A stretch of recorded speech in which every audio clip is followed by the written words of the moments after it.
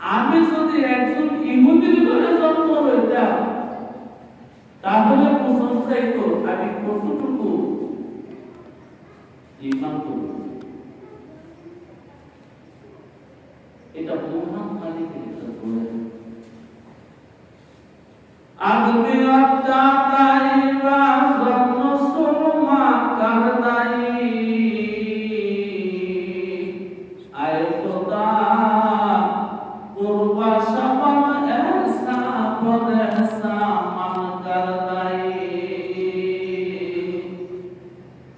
মানুষ বানাইছে তার পাশাপাশি জনাবে মুহাম্মদুর রাসূলুল্লাহ উম্মত বানাইছে এবং মুসলমান বানাইছে, তিনি দয়া করে বানাইছে।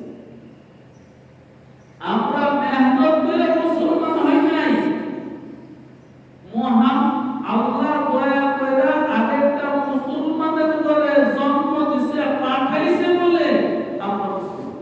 সুবহানাল্লাহ। আমাদের বিষয় অন্যরকম হয়েছে যা বলতেছিলাম না, 100% কোরআন বিশ্বাস করি, এত ইমান আমাদের 100% যদি বিশ্বাস করতাম তো 100% আমল করতাম। যার যেমন বিশ্বাস তার তেমন আমল। মানুষের কর্ম কিন্তু তার আমল অনুপাতে। যে জিনিসটাকে যেমন বিশ্বাস করছে ওই জিনিসটাকে সে ওইভাবে খুব কঠিন করে দিচ্ছে না। কোরআনের প্রতি ঈমান আমাদের 100% না, ওই যে বললাম জান্না পরিমাণ যদি থাকে তাহলে নাজাত পেয়ে।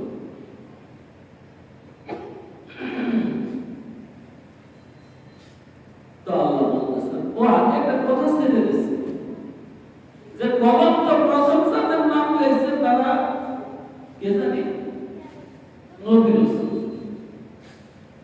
এবার কলম জিজ্ঞাসা করে আল্লাহ পরে যে নাম তুলে লিখলাম তোমার কোথায় এরা কারা? এই তখন আল্লাহ বলছে ওরা নাই বলছে। বিষয়টা ছোট মতো, বিষয়টাকে ছোট করে দেখার কোনো সুযোগ নাই। নায়েব রাসূল মানে কি? আলেম। আলেম না হয়ে নায়েব রাসূল হতে পারবে না।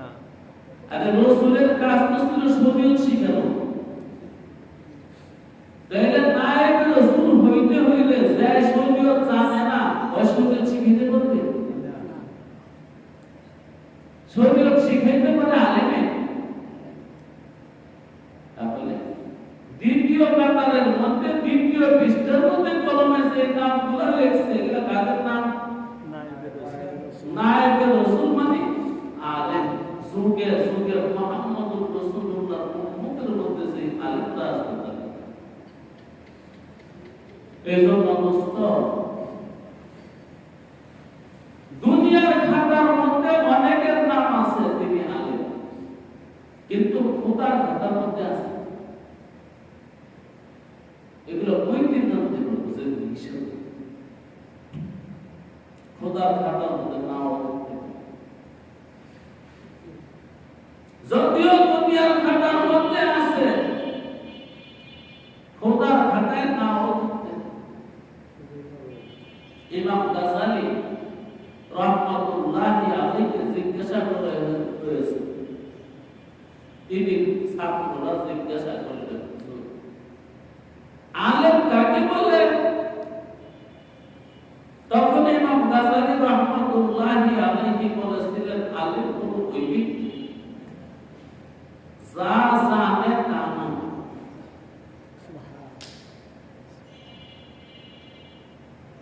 যা জানে তা মানে। তো যারা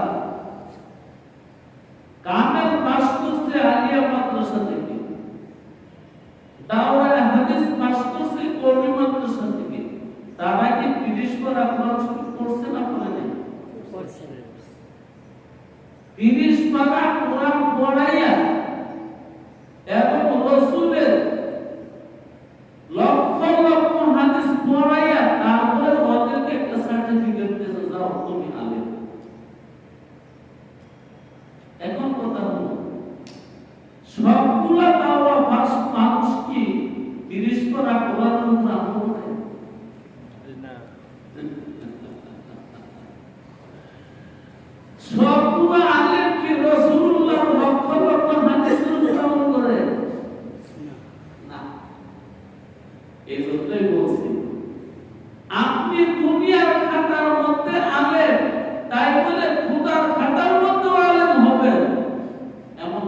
মানুষ আবার বিপরীত হতে পারে। দুনিয়ার মানুষ জানে সে আলেম না, কিন্তু খোদার খাতার মধ্যে সে আলেম। দুনিয়ার মানুষ জানে সে আলেম না, আলেম হিসেবে তাকে কবুলও করে না, আলেম হিসেবে তাকে কেউ সমাজ গ্রহণ করে না, কিন্তু খোদার খাতার মধ্যে আলেম। জি, কিছু মানুষ গোপন আছে, কিছু আলেম গোপন আছে, নিজেকে গোপন রাখছে তারা। কিছু আউলিয়ারা নিজেকে গোপন রাখছে। নবী মুহাম্মদ সাল্লাল্লাহু আলাইহি ওয়াসাল্লাম বলেছেন, আমার উম্মতের জান্নাতি মানুষের কতগুলো লক্ষণ আছে, তার মধ্যে থেকে তোমরা কিছু লক্ষণ আমার কাছ থেকে শুনে রাখো। তারা যখন কোনো বাড়িতে গিয়ে বলে একটু আশ্রয় চাই, বৃষ্টি নামছে, তাদের জাহিরি অবস্থা দেখে, পোশাক দেখে ওই বাড়িতে জায়গায় দিতে পারে ছোট ছোট অবশ্য মানুষটা জানে তার পোশাক পরিচ্ছে, তার চুলদানি এলোমেলো, যে কারণে একটু আশ্রয় চাইছে বৃষ্টির সমস্যা। রসুল বলে জানাবেন, রসুল আরো একটা আলামত বলছে, শোনো জান্নাতি মানুষের আলামত। তারা যখন কোন সমাজে বৈঠকে কোন অনুষ্ঠানে যায়, তাদেরকে বসার কথা বলবে, যে আজেবাজে এটাই বলতেছিলাম দোস্ত, দুনিয়ার খাতার মধ্যে আলেম, তাই বলে খোদার খাতায় আলেম যেমন নাও হতে পারে, এটার বিপরীত আছে। খোদার খাতায় আলেম, কিন্তু দুনিয়ার খাতায় সে আলেম না। আবার আউলিয়াদের বিষয়ে অনেক মানুষ জানে মানুষটা ওলি আল্লাহ, কিন্তু খোদার খাতার মধ্যে সে ওলি আল্লাহ না। অনেক মানুষ খোদার খাতার মধ্যে ওলি আল্লাহ, কিন্তু এই দুনিয়ার মানুষদের কাছে সে ওলি আল্লাহ। তারা নিজের গোপন আছে। শেখ সাদিক এর কথা বলছে, প্রত্যেকটা মানুষের জীবনে এমন কিছু কাজ থাকা দরকার যেগুলো একমাত্র সে নিজেই জানে আর আল্লাহ জানে, আর কেউ জানে। তাহলে কার কিয়ামতে বলতে পারবে আল্লাহ এই আমলগুলো শুধু তোমার জন্য করছে। বড় মানুষের উপর এমন কিছু আমল থাকা দরকার যে আমলের কোনো সাক্ষী নেই, যে করছে সে জানে, যার জন্য করছে সে জানে, এর মানে বন্দায় জানে, আল্লাহ জানে, আর কেউ জানে। তাহলে বন্দা সেদিন বলতে পারবে বিচারের দিনে, আল্লাহ আমার সব আমল কবুল করো আর না করো, কিন্তু এই যে একটা আমল, এটা কিন্তু তুমি জানো, আমি জানি কি।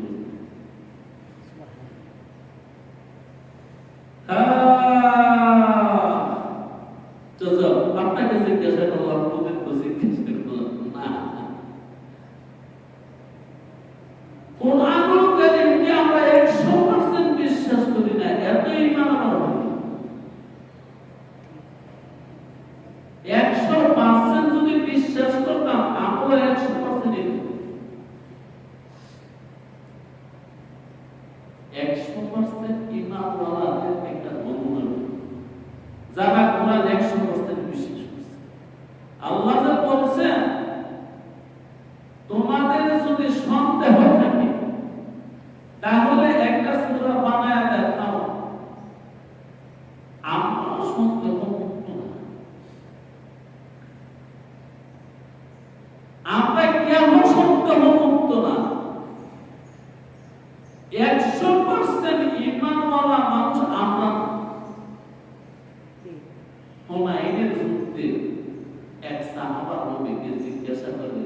ইয়া নবী আল্লাহ, আজকের যুদ্ধে যদি আমি জীবনটা দিই পাবো কি?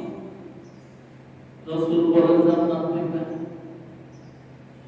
যে মুহূর্তে খাইতেছেন, যে মুহূর্তে রাসূলের সঙ্গে কথা বলে, ওই সাহাবার হাতে খাজুর আছে, একটা একটা করে খাজুর খায় আর কথাটা থাকে। যখন রাসূল বলছে আজকের যুদ্ধে যদি তোমার জীবন চলে যায় তুমি জান্নাত চলে যাবে, তখন সাহাবা বলছে এই খাজুরগুলো আপনি বসে বসে খান, তো জান্নাতে কি কিনবেন? আলহামদুলিল্লাহ 100% ওই দিন সাহাবা তাদের ব্যাপারে বলতে পারে তাদের ইমান 100%। এই কিতাবের প্রতি, এই শরীয়তের প্রতি যদি ইমান 100% থাকে তাহলে বলতে যাক আপনাদের থাকলে থাকতে পারে, কিন্তু আমার সাতটা জায়গার মধ্যে নেন না আমার। আল্লাহু আকবার। আবু বকর সিদ্দিক রাদিয়াল্লাহু তাআলা আনহু ব্যবসা করে বাড়িতে আসছে, বাড়িতে আসতে না পথের মাঝে কিছু মানুষ দৌড়ে আবু বকরের কাছে গেছে। ওই যে দেখো আবু বকর আসতেছে, আবু বকর আসতেছে, মুখটা সিদ্দিক গিয়ে আবু বকর সিদ্দিককে বলল, ও আবু বকর, তুমি কি মুহাম্মদকে এখনো বিশ্বাস করো যে মুহাম্মদ নবী? তো কেন বিশ্বাস করবো না কেন? আবু বকর তুমি তো বাড়িতে ছিলে না প্রায় 1 মাস, এখনো বাড়িতে যাও নাই, পথের মাঝে আছে। তুমি তো গেছো ব্যবসার কাজে, 1 মাস চলে গেছে। ওই সময় মক্কার মানুষ ব্যবসা করার জন্য সিরিয়ে যেত, যেটাকে বর্তমান ইত্যাদি বলে, মক্কা থেকে ইত্যাদি যেত 6000 কিলোমিটার দূরে। কি ব্যবসায়ী ছিল? সৌদি আরব থেকে ইটালি 6000 কিলোমিটার দূরে, আর বাংলাদেশ থেকে সৌদি আরব 6000 কিলোমিটার দূরে। তাহলে আমাদের দেশ থেকে ইটালি 12,000 কিলোমিটার দূরে। এই 6000 কিলোমিটার তারা হেঁটে যেত। ওদের দৈনিক ছুটি ছিল ব্যবসা করে সেই সিরিয়াল যাইতে তোমার অধিক বেচা কিনা হতো 2-4 দিন করছে, আইতে আমার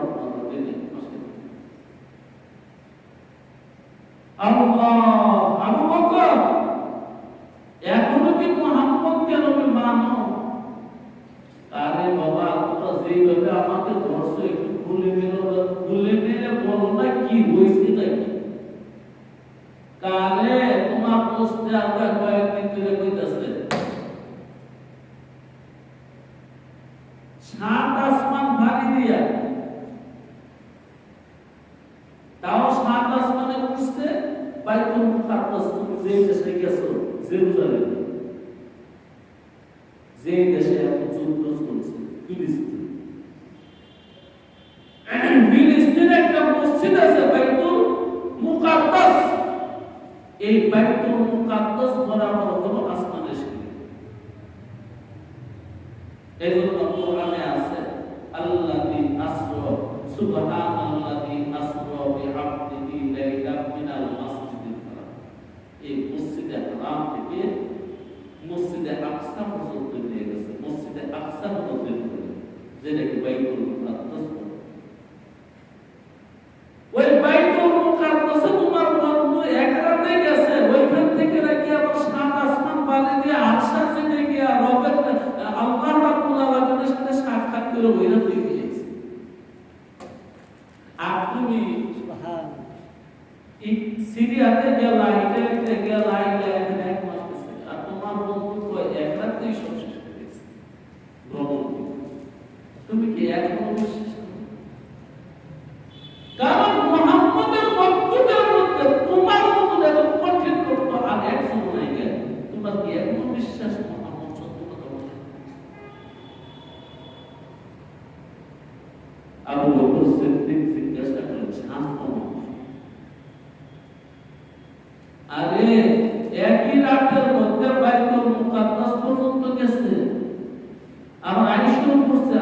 সংবাদ দিলেন কয় কি এই তখন মক্কার কাফেররা মনে করছে আবু বকরের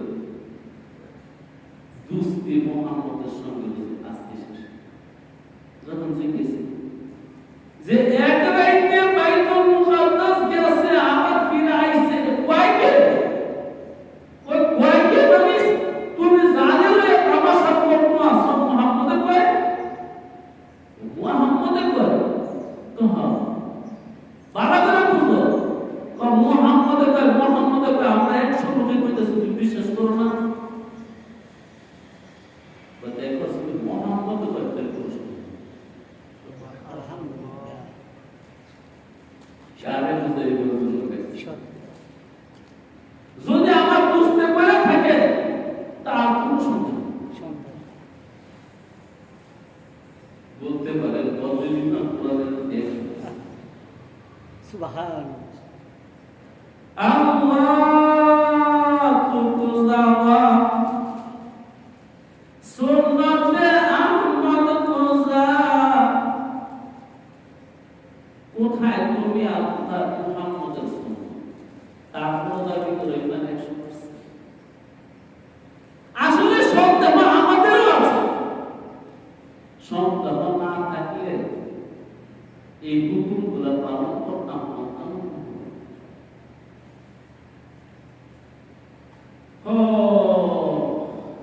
কোরআনের হুকুমের 10 ভাগ না আর এটা 5 ভাগ না 1 ভাগ আমরা আমল করি কিনা এতেও ঠিক কোরআন কি শুধু নামাজের না কত হাজার হাজার হুকুম যেমন হাজার হাজার হুকুমের একটা হুকুম আমার কিতাব পড়ো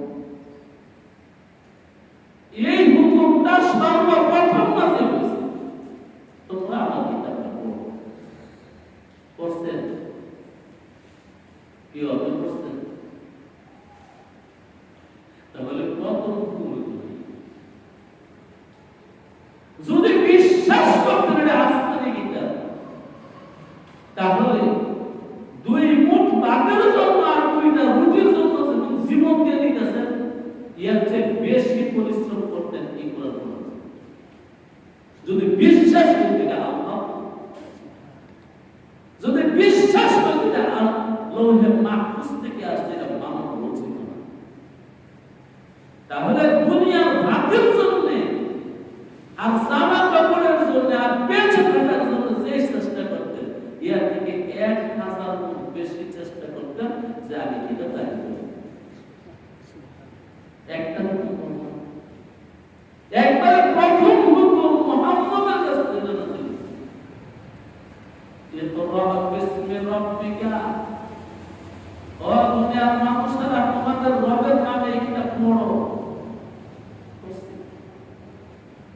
আল্লাহ বলতেছে ওয়া ইন কুনতুম ফি রাইবিন যদি তোমাদের সামান্যতম সন্দেহ থাকে তাহলে ছোট একটা সূরা বানাও এটাই বলছিলাম আমাদের কি সামান্যতম সন্দেহ নাই আমার আছে আল্লাহ তাআলা আল্লাহ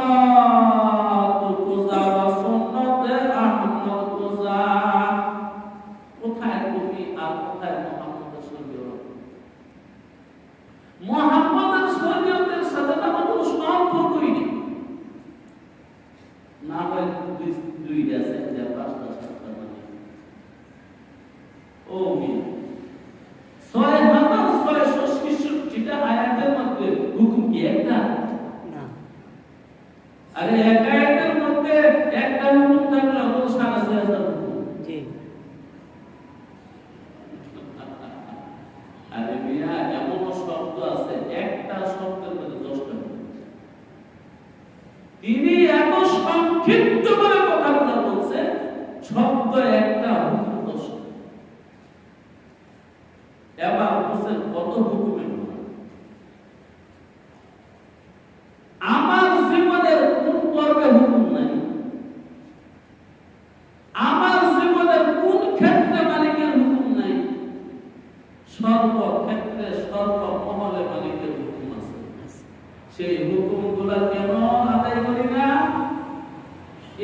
কোরআনের প্রতি, এই কিতাবের প্রতি আমার ওই 100% ঈমান আছে। যেটুকু হয়েছে এতটুকু করি, যেটুকু হয় নাই ওইটুকু বাদ দিয়ে দিছি।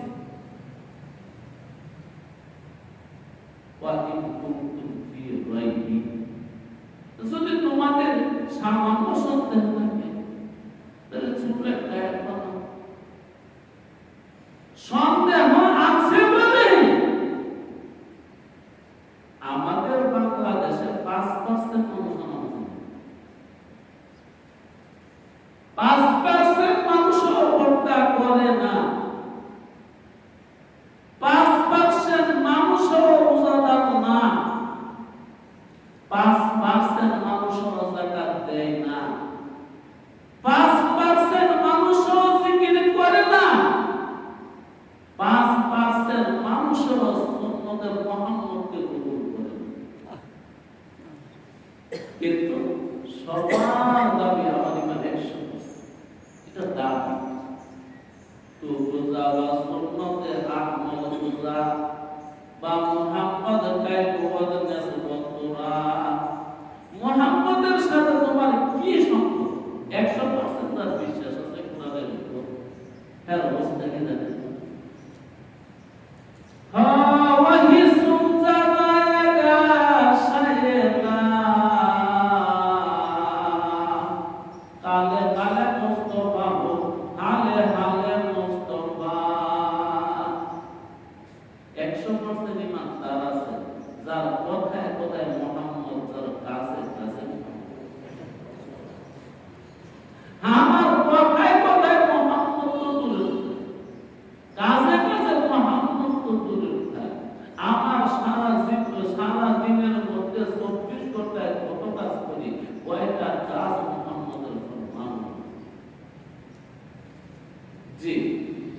আমরা দুনিয়াকে যে পরিমাণ বিশ্বাস করছি উদ্ধার করবে, আমরা ওই পরিমাণ বিশ্বাস করি নাই যে কোরআনের হুকুম আমাকে উদ্ধার করবে।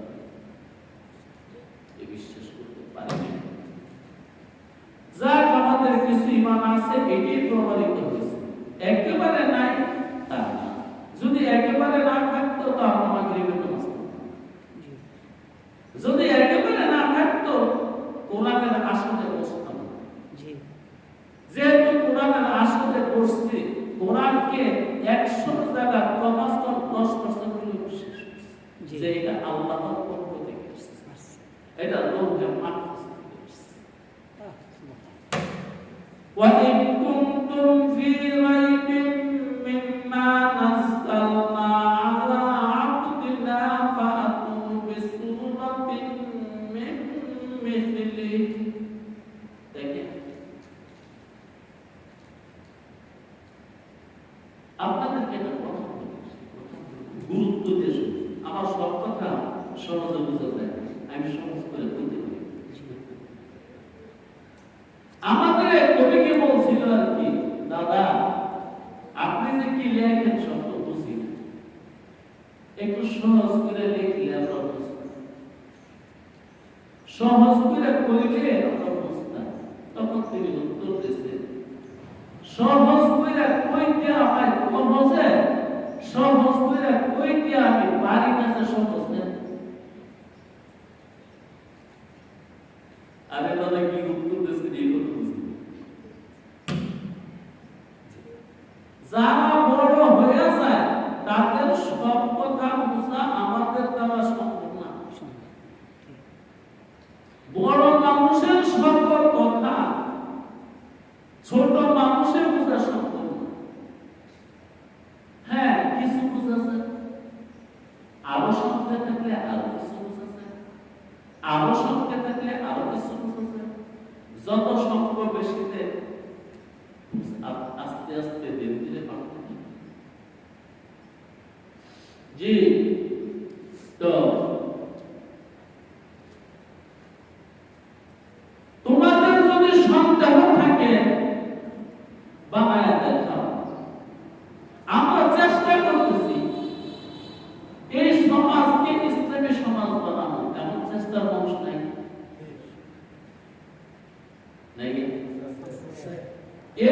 বাংলাকে ইসলামী বাংলা বানানো, এই বাংলাদেশকে ইসলামী বাংলাদেশ বানানো চেষ্টা নাই কেন? এটা কেন হবে না? আমরা সন্দেহ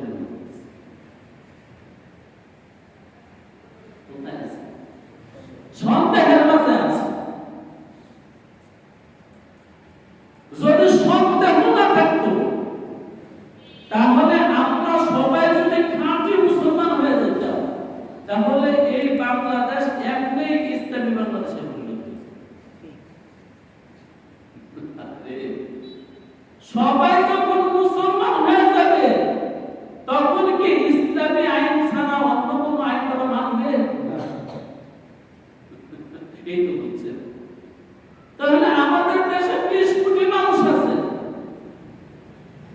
একবার সত্য করে বলেন এবং বুঝেন এবং আমিও বলি, আরেক দলের সাথে যদি যোগ না দেন, শুধু ইসলামী দলে যদি ইলেকশন করে, দলের কথা 10 কোটি ভোট আছে, ইসলামী দলে অন্য দলের সাথে যোগ না দিলে 1 কোটি ভোট হবে। 10 কোটি ভোটার থাকলে 1 কোটি ভোট হবে।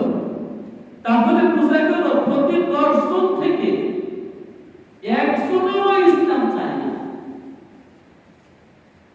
প্রতি 10 জন থেকে 1 জনও ইসলাম চায় না। কেন চায় না? তার বিশ্বাস আছে বলে, তার বিশ্বাস নাই বলে।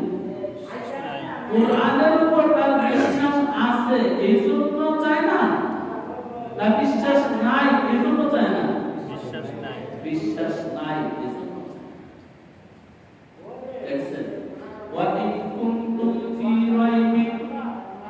যদি তোমাদের সামান্যতম সন্দেহ থাকে, তাহলে আমাদের সন্দেহ কি সামান্যতম আছে না?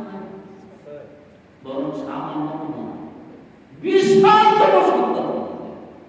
এখনো এই কোরআনের প্রতি আমরা যারা মুসলমান নাম দিয়েছি, আমাদের বিশ্বাস পুরোপুরি, আর কোরআনের প্রতি সন্দেহ সামান্য না, বিশাল বড় সন্দেহ আমাদের হৃদয়ে আছে। এটি একটা মেসাল দিয়ে যে কোনো কোম্পানি যাদের মাল সারা বাংলাদেশে চলে অথবা বাহিরে চলে, আচ্ছা, একটা কোম্পানি দাঁড়ায় থাকে কাদের উপর নির্ভর করে যাবে? হ্যাঁ, শ্রমিকের উপরে না। এই কোম্পানির মাল যারা ব্যবহার করে তাদের উপর নির্ভর।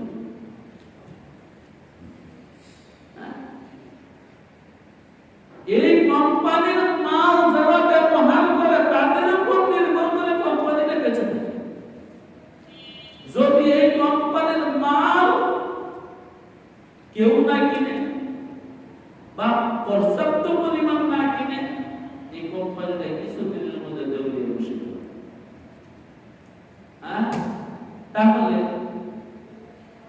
যে ব্যক্তি এই কোম্পানির মালিক, এমডি, মহাপরিচালক, কথা তার ব্যবসার মধ্যে 1000 কোটি টাকা ইনভেস্ট করছে। এই 1000 কোটি টাকা সরানো সম্ভব, আর দ্বিতীয়বার একত্র করা সম্ভব না। এই মাল দিয়া লাভবান হওয়া সম্ভব না যদি একবারে নিম্ন পর্যায়ের মানুষেরা এই মালগুলোকে না কিনে। কোন কোম্পানির নাম নিলাম না, তা মিলিয়ে কি সমস্যা?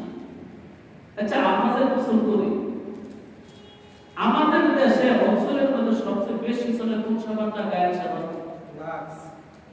লাক্স। এটা কি শুধু বাংলাদেশে সীমাবদ্ধ না, সমস্ত পৃথিবীতে?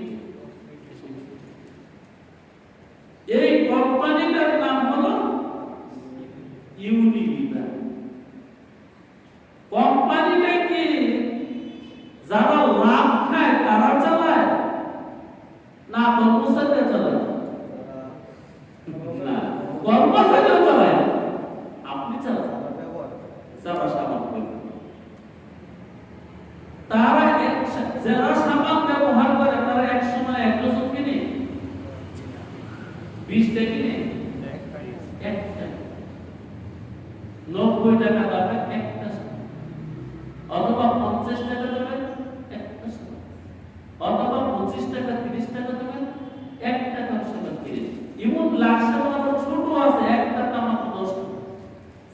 হ্যাঁ দেখি এত হাজার হাজার কোটি টাকা ওরা লাভ করতেছে কাদেরকে দিয়ে? ওই যে গ্রামের পুরোতে পুরোতে মোড়ে মোড়ে ছোট ছোট দোকান দিয়ে বসে রয়েছে, ওরা 5টা 6টা সাবান কিনে আনে বা সর্বোচ্চ 1 ডজন কিনে আনে। এর বেশি আমি করা পাবো না, এই 12টা বেচতে তাদের লেগে থাকে এক সপ্তাহ। বাস ওই ভোক্তারা ওই ক্রেতারা এই কোম্পানিকে দিচ্ছে। তাহলে কোটি কোটি মানুষ একটা একটা করে সামান কিনে, তাই কোটি কোটি সামান বানাই দিবে।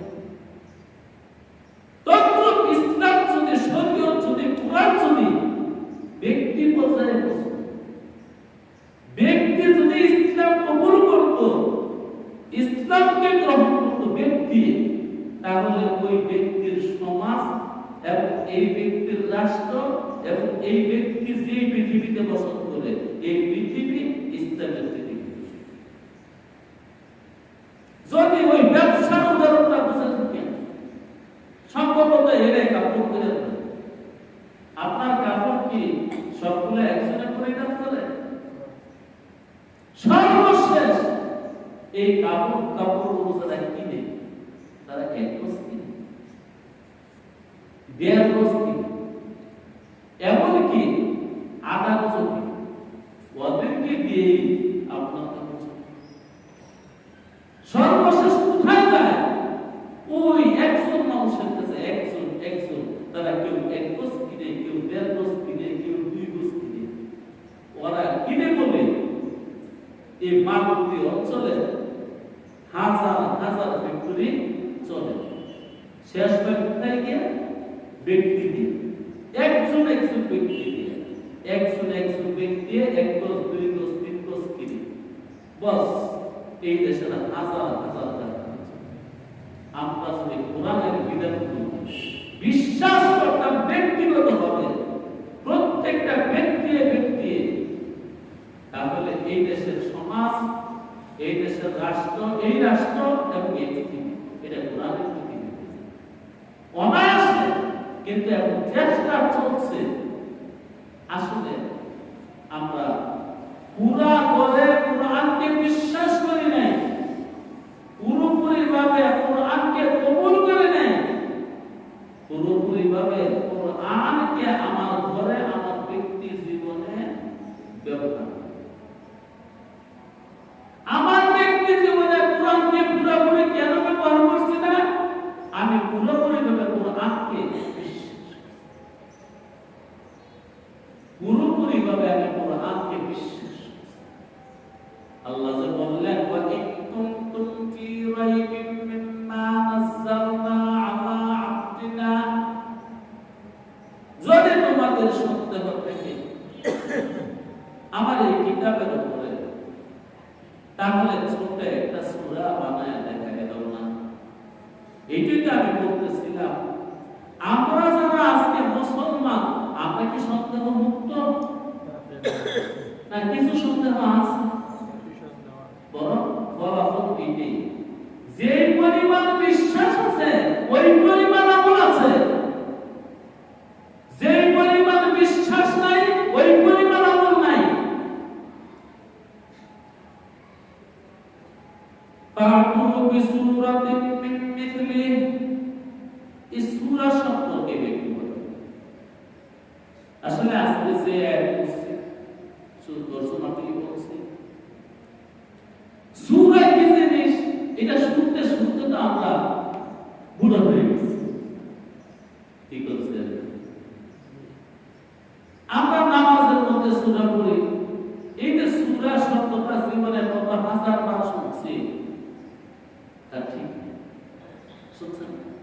সুরত, মানে শুনতে শুনতে মনে হয়েছে এটা যেন বাংলা শব্দ, অথচ কোরআনের শব্দ তাহা তুমি সুরতে, তোমরা একটা সূরা বানাও। এক বেটা সৌদি আরব গেছে, তো অন্যায় কইতেছে, কিরে বাবা তুই যে সৌদি আরব থেকে দিকে আইলি 6 বছর, হে দেশের মানুষ তোর কথা বুঝেনি, তো মা গো ওই দেশে তো বাংলা ভাষা চলে না, কি ভাষা চলে? আরবি ভাষা। তো একবারই চলে না বাংলা ভাষা? তো হ মা কিছু চলে, তো কিছু কি কি? তো যে নমাজটা, আজান, একামত, এগুলোই শুধু বাংলা ভাষায়, আর বাকি কোনো কিছু কোনো জায়গায় বাংলা কোনো কিছু ভাষায় না। কারণ হ্যাঁ জন্মের পরে 20 বছর বা 25 বছর পর্যন্ত বাংলাদেশে দেখতে যাবে কিছু নামাজ পড়ছে, ওই দেশে কিন্তু এই স্কুলেই পড়ছে, এই জন্য হ্যাঁ মনে করছে স্কুলে গেল। 25 বছর বয়স পর্যন্ত ওই আজান শুনছে না, ওই জন্ম হওয়ার 1 মিনিট পরে আজান দিচ্ছে, এই যে আজান শুরু হয়েছে শুনছে 25 বছর পর্যন্ত, এই জন্য আজান তো বাংলা। আর একামত আমরা বাংলাদেশে বাংলাদেশে সৌদি আরব আসলে কি বিষয়টা দেখো না, তো আমরা এই শব্দটা সূরা সূরা সূরা শব্দটা আল্লাহ জানে কত হাজার বার শুনছি, কত লক্ষ বার শুনছি, কিন্তু সূরা শব্দ আমার বিশ্বাস আপনারা এই জীবনে প্রথম শুনছেন। যদি আমি বলতে পারি আর কি এখন এই জীবনে প্রথম শ্রবণ করা হবে সূরা শব্দ। যে দোস্ত সূরা শব্দের দুইটা অর্থ আছে, একটা অর্থ হলো প্রত্যেকটা শানদার দামি জিনিসকে আপনি ভাষায় সূরা বলে। বুঝতে পারছেন? শুনছেন? প্রত্যেকটা শানদার দামি মূল্যবান জিনিসকে আপনি ভাষায় সূরা বলে। এই সূত্রে কোরআনের সূরাকে সূরা বলে, কারণ কোরআনের প্রত্যেকটা সূরা উত্তম, কোরআনের প্রত্যেকটা সূরা অনেক দামি, কোরআনের প্রত্যেকটা সূরা অনেক শানদার মানদার, এজন্য সূরাকে সূরা। আরেকটা কথা আছে, আগের যুগ বলতে 2000 বছর আগে, 3000 বছর আগে দুনিয়াতে যে শহরগুলো ছিল বর্তমানের শহরের মতো খোলা না। শহরের চারদিকে দেয়াল দেওয়া থাকতো, শহর থাকতো দেয়ালের ভিতরে। আপনারা কেল্লা দেখছেন? কেল্লা দুর্গ যেটাকে বলে লালবাগ কেল্লা দেখছেন? দরজা লাগাই দিলে আর কেউ ঢুকতে পারে? দরজা লাগাই দিলে এখান থেকে বাইরে হতে পারে? আর দরজা লাগাই দিলে এটার ভিতরে কেউ লাফায় উঠতে পারবে না? অনেক অনেক সাধারণত একটা মানুষ এত উঁচুতে বাইয়া ওঠা সম্ভব না, আর উপরে উঠলে ওইটা করলেও আর বাঁচা যাবে। আগের দিনের শহরগুলো এবং প্রাচীর গেছে, যে কোনো শহরে ঢুকলে একটা দরজা ছিল, ঢুকার দরজা একটা, বের হওয়ার দরজা একটা। যে দরজাটা ঢুকবেন সদাই করে এই দরজাটা বের হবেন, বাকি অল্প। যে আগের শহরগুলো এরকম প্রাচীর গেছে। এমনকি আমাদের বাংলাদেশের রাজধানী ঢাকা, এই শহরটাও মূল শহরটা একসময় প্রাচীন গেছে। এখন যদিও আপনারা দেখতেছেন খোলামেলা, না একসময় খোলামেলা ছিল না, এটা প্রাচীন গেছে। এটা দরজা ছিল, ভিতরে দরজা ছিল, বাইরে হওয়ার দরজা ছিল। জি, এই শহরে দুইটা দরজা ছিল, একটা দরজা উত্তর দিক দিয়ে আর একটা দরজা দক্ষিণ দিক দিয়ে। এই দুইটা দরজা ছাড়া দরজা ছিল না, কারণ শহরটা একটা নদীর করে ছিল। সেই নদীটার নাম হলো নদী গঙ্গা। এই নদীর পারে একটা দরজা ছিল, এই দরজাটা কাছে আমি বহু বছর বসত করেছি, ওইখানে আমি লেখাপড়া করছি। যেটাকে বলা হয় সুয়ানি ঘাট, নাম শুনছেন? সুয়ানি ঘাট। আরেকটা হলো সদর ঘাট। সদর ঘাট পড়ে হয়েছে, আসল প্রথম ঘাট হলো সুয়ানি ঘাট। নাম হয় সুয়ানি, মানে সাওয়ালি ঘাট। এই ঘাট দিয়ে সাওয়াল, এই দক্ষিণ দিক দিয়ে এই দরজা হয়েছে, এই সাওয়ালি ঘাট বা বর্তমান বলে সুয়ানি ঘাট। এই দরজাটা এক আছে। তো স্যার, আমি এটাই বলতে চাইছি, আগের দিনের শহরগুলো প্রাচীর ঘেরা ছিল, প্রাচীর চারদিকে দেওয়া ছিল। একটা দরজা ছিল, ওইটা দিয়ে প্রবেশ করত। কেমন প্রাচীর ঘেরা ছিল, কেমন দুশ্মন থেকে রক্ষা করা, দুশ্মন যেন আক্রমণ করতে না পারে। আর সাধারণত শহরগুলোর মধ্যে বসত রাজা বাদশা, ওই রাজা বাদশাদের বাড়ির আশেপাশে ছিল বাজার বা দোকান। ঢাকা রাজধানী, মানে রাজার গঞ্জ যে শহরে আছে, এটি তো রাজধানী। যেই পথে রাজায় হাঁটে সেই পথের নাম রাজপথ। ওই রাজাদের বাড়িকে কেন্দ্র করে বাজার বসত, দোকান বসত, যে কারণে তাদের সম্পদ এবং সম্পত্তি, বিশেষভাবে তাদের সংসার, তাদের ফ্যামিলি রক্ষা করার জন্য চারদিকে দেওয়া। যেই দিকে যাবেন দেয়াল, দরজায়। এখন কথা হলো সূরাকে সূরা কেন বলে? সূরার দেয়াল আছে, সূরা সুবহানাল্লাহ। কেমনে? প্রত্যেকটা সূরার আগে বিসমিল্লাহ, প্রত্যেকটা সূরার শেষে বিসমিল্লাহ। মিসাল সূরা ফাতিহার আগে বিসমিল্লাহ আছে না নাই? সূরা ফাতিহার পরে বিসমিল্লাহ আছে না নাই?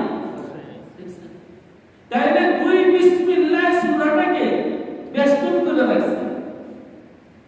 এই দিকেও বিসমিল্লাহ, ওই দিকেও বিসমিল্লাহ। দেয়ালের শহরকে ঘেরাও করে রাখছে, প্রাচীন শহরকে হেফাজত করে রাখছে। দুই বিসমিল্লাহ এই সূরাটাকে হেফাজত করে রাখছে। সূরা ফাতিহার মধ্যে সূরা বাকারা, সূরা বাকারা শুরুতে বিসমিল্লাহ, শেষে বিসমিল্লাহ। দুই বিসমিল্লাহ মাঝখানে সূরা। একটা সূরা আছে সূরা নাস, যে সূরার কোন বিসমিল্লাহ নেই, কিন্তু কি আছে? সাদাকাল্লাহ। তেলাওয়াত শেষ হলে কোরআনের যখন খতম হয় কি পড়ে? সাদাকাল্লাহুল মাওলানা আযীম ওয়া সাদাকা রাসূলুহুন নাবিয়্যুল কারীম। এটা আল্লাহ বলেছে। তো সূরাকে সূরা এইজন্যই বলে, সূরাকে দুই বিসমিল্লাহ বেষ্টন করে রাখছে। এইদিকেও বিসমিল্লাহ, ওইদিকেও বিসমিল্লাহ। এর মানে এখানে কোনো কালাম নাস করতে পারে না। মানব রচিত কথা তুমি ঢুকাইতে পারবে না। কোরআন তেলাওয়াত শুনো, আরেকজনের সাথে কথা বলছে কথা বললে কি করতে হবে জানেন? আবার আউযুবিল্লাহ কইরা তারপরে হ্যাঁ, মানুষের কথা তো আল্লাহর কথার সাথে মিলানো যাবে না। এটা প্রাচীনিকেরা দেয়ালের মতো, প্রাচীনিকেরা শহরের মতো। তেলাওয়াত যতক্ষণ করবা নীরবে নিজনে পিছনে মন দিয়ে করবা, শেষ হইলে সাদাকাল্লাহ, শুরুতে বিসমিল্লাহ, আর দুই সূরার মাঝখানে বিসমিল্লাহ থাকার কারণে প্রত্যেকটা সূরাকে সূরা বলা হয়। সূরা শব্দের অর্থ আছে দেয়াল, চারদিকের দেয়ালকে সূরা বলা হয়। ওয়া আখিরু দাওয়ানা আলহামদুলিল্লাহ।